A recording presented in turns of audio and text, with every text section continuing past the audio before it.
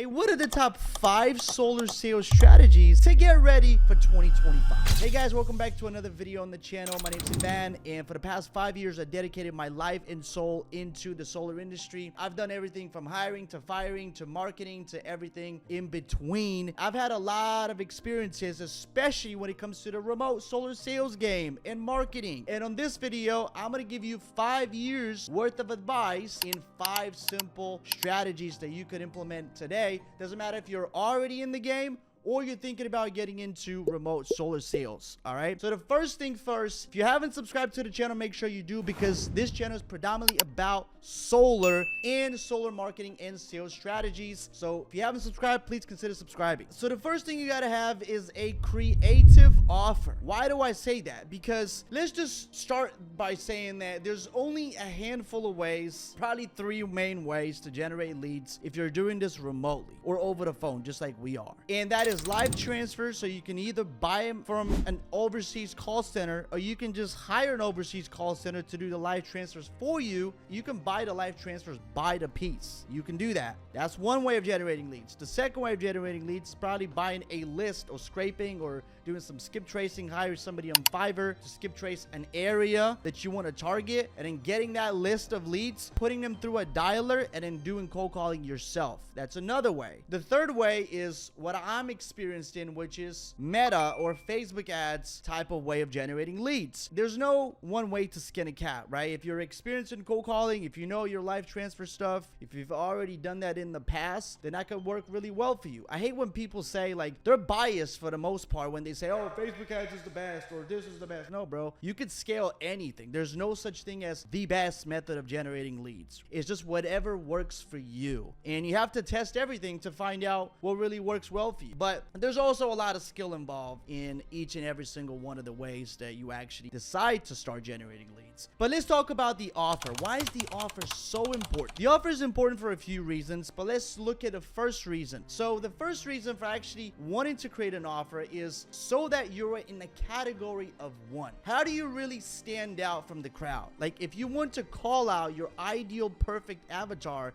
and they're standing in the middle of a crowd, how would they know to turn around if you're calling their name? And the first reason is you got to have a point of differentiation. Whether you're starting a solar sales business, whether you're starting a coffee shop down the street, it really doesn't matter. You always have to think to yourself and have it in the back of your mind, what makes my business any different? My proposition, my value proposition any different than the next business, for example? Why would people want to choose me over the next person? What makes me better in the value that I'm offering and how I'm offering it to people? If you haven't read the book, The Blue Ocean Strategy, it's actually a great read, which is what I'm going to be talking about when I talk about the creative offer. You have to be in a category of one. There's always that bloody red ocean that people like to swim in. And what is a bloody red ocean? It's the rest of the people that are just scrambling for breadcrumbs to pick up any business. They almost usually tend to compete on price, which is really not how the game should be played at any level, especially if you're trying to do it at a higher level. You should not play it by price. You should always play it by your value proposition. Well, we're going to start out with the offer. So when you create a good offer that's going to stand out from the crowd, so for example, instead of offering a traditional solar, hey, we're selling solar and we're the best team in the game and we've been around for so many years, yada, yada, yada, is things people don't really care about. You can just say, hey, we're gonna offer you this, we're gonna offer you this, we're gonna offer you this, right? And in the back end, you could have a process so well put together and laid out that you can actually sell them solar on the back end as a byproduct. What's a good offer to really think about? It's something that really stands out from everything else. It's not gonna be traditional solar, because that's gonna obviously drive your lead cost up, and as a result, your cost per appointment, your cost per acquisition, and so on and so forth. So you first got to think about, how do I decrease that down? And so the creative offer is a great way to make sure that your CPL, your cost per lead, stays low, and that ensures you actually have a lot more people to talk to. So what is really a good offer when you think about creating an offer? So what we've done in the past is, hey, we're gonna give you a free Energy Star appliance, or we're gonna give you a free generator, or we're gonna give you a free Tesla Powerwall, we're gonna give you a free roof, we're gonna give you a free pergola. We've done all of these creative offers that you could come up with yourself that would draw people in, and it's not just a solar now. So at the forefront, we have that offer to entice them. The back end process can really take care of that, and really we're gonna sell them on the back end, right? So it's gonna be a really smooth transition between, you know, getting their somebody's details and educating them on the process, you know, along the way, having them talk to the first person and then the second person and so on, and then making sure that they're actually, you know, going from, hey, I want this thing and that's what I came in for, to, oh, actually solar doesn't sound that bad, and all of a sudden they're filling out an application and you have a close. The whole idea of solar is to take somebody that doesn't know a lot about solar or nothing about solar and have them understand why solar is so valuable, to the point where they understand it, they're like, oh wow, that's a no-brainer, and they actually buy solar. So that's the whole point. All right, so point number one would be the creative offer. That's why it's so important, predominantly to differentiate you from everyone else, so you don't have to compete on price, and it drives the lead cost down. Not to mention that if you actually have somebody knock on your customer's door, let's say you sold somebody through a Facebook ads and it's traditional solar, and then the next day you get somebody that's actually knocking on the door of your customer to sell them exactly the same thing that you just sold them, well, guess what? They might end up just buying from that individual right then and there, because he can always take the offer that you've given them and somewhat try and create a better offer, right on the spot. And who do you think is going to get it? It's probably going to be the guy that knocked on their door. Why? Because it's more personal, it's face to face, they can feel their energy, they can see who they are, so on and so forth, whereas we're doing this all over the phone. So there's a lot of factors involved. That's just a few as to why it's so important to actually have a creative offer. Number two, you got to have an automation tools. We're living through one of the most important times in history with the era of AI. So if you don't have an automation tool that follows up with your customers that are in different pipeline stages, then you're doing yourself a massive disservice. So you have to have follow-up when it comes to, hey, somebody no-shows. Well, we have to have a follow-up for that. And the AI is going to do this so that while you're sleeping or while you're doing something else, talking to other customers, the AI could be doing the booking through text. And it's absolutely a game changer if you're in remote solar sales. So I would say have some type of automation going on. Make sure that it's AI and it's not conditional answers based on what people say, because the AI is actually a lot more creative than any thought process could be done on a conditional basis. If they say this, you say that. If they say this, you say that, right? That is my number two. Have an AI automation follow-up tool. Number three, you've got to get yourself a dialer. I cannot stress enough how important that is, because even if doesn't matter how you're generating the leads, after a certain point, they're starting to pile up. And so you're starting to get lead after lead after lead after lead after lead. And a lot of people fall into the trap of only following up with the people that came in the last few days or the last week. What about the people that came in 2 months ago? What about the people that came in 6 months ago? Who's doing really any follow-up with those people?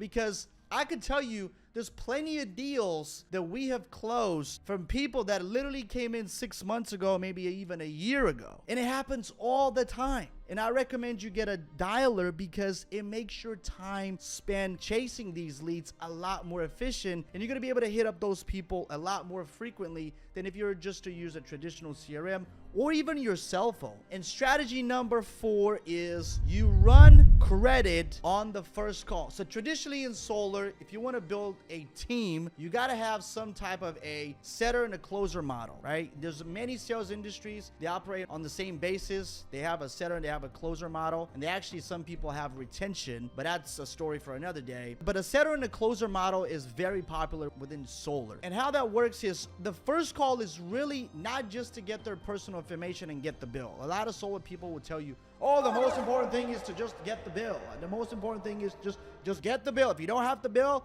like, we can't really do anything with that person. The most important job of the setter is not to get the bill. The most important job is to create the interest when doing the discovery call. So to entice them enough on the concept of solar and to have people really understand what they're getting into and have them actually be interested in it, as opposed to just getting the bill. What's your name? What's your address? Well, we do this, and in order to build you the right proposal, we need your bill. No, that's not how you have people show up on the second call, G. That's not how you do it. In order to have people show up on the second call, which is, by the way, like, none of these people tend to understand that the show up rate is actually about 50 to 60%, especially if it's done on the next day. If you schedule a call today and then you expect somebody to show up tomorrow, to me, that's like a halfway gone. Like, I don't know if that person's going to show up. It doesn't matter what type of automation you have. People just are very, very flaky in nature. And so what you need to do is you need to rely on your skills to build interest, number one, and to invest them in the whole entire process. So running credit, which is the strategy number 4, is the very, very process that's going to allow you to feel like somebody's already invested into it. So you've explained what the process entails, and you're going to run credit. Why running credit is really good? Because a lot of people in solar complain about, and especially depending on the type of offer that you have, sometimes you might attract a little bit of I wouldn't say a lower quality individual, but definitely somebody that has questionable credit. So running credit on the first call does 2 things. Number 1, it gets them interested and invested. And number 2, you can actually see if they qualify for anything. So you do a pre-qualification, we call it, on the first call, right? And then if they don't qualify, you just don't schedule them in for the second call. And if they do qualify, now they want to know what the numbers look like, so they actually have more interest in showing up for the second call. And so you really create that process and you get them involved, and I guarantee you that's not only going to help you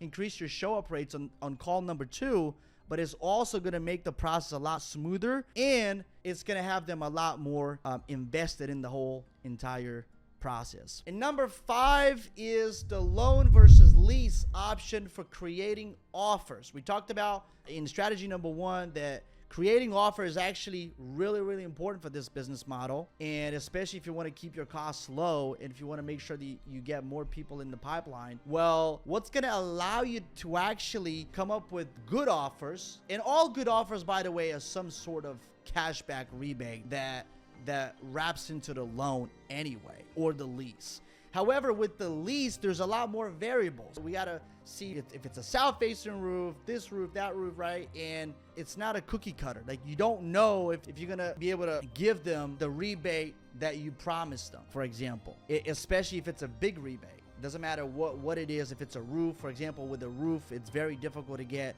a roof done and get them a PPA. It's very difficult to do that, if not sometimes impossible.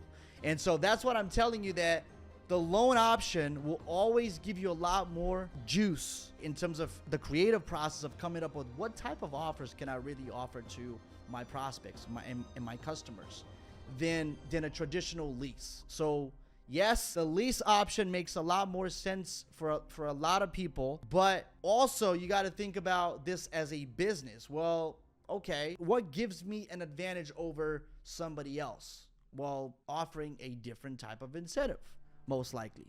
And that's going to happen through the loan. Now, you can always start with the loan option, and then if they can't get the tax credits, or if that's really important to them, they actually want to get it, all these things, you can always switch to the lease option. So if you have them both available, then you're probably going to end up doing the lease. But if they qualify, if they have taxable income, if they do all of that stuff, then the loan option is going to make sense a lot more, especially if you're trying to give them something as big as a roof or something else they can put in their yard, or if they want money to do like a home improvement project in the house or something like that. But that will be my top 5 strategies for selling solar over the phone and doing this entirely remotely. Now, if you want to learn more about our passive income model in solar and how you can have your own solar sales business running for you 24/7 while you're sleeping, you're pretty much generating income, then hit the first link down in the description below. Or if you want me and my team to build you an A to Z solar sales business, fully functional, from hiring to firing to training to marketing to sales to scripts to everything in between, and hand it to you on the silver platter, also schedule a call down below on the strategy call link. All right, I hope you found this video valuable. If you did, please give it a massive thumbs up, subscribe to the channel, and I look forward to seeing you in the next one.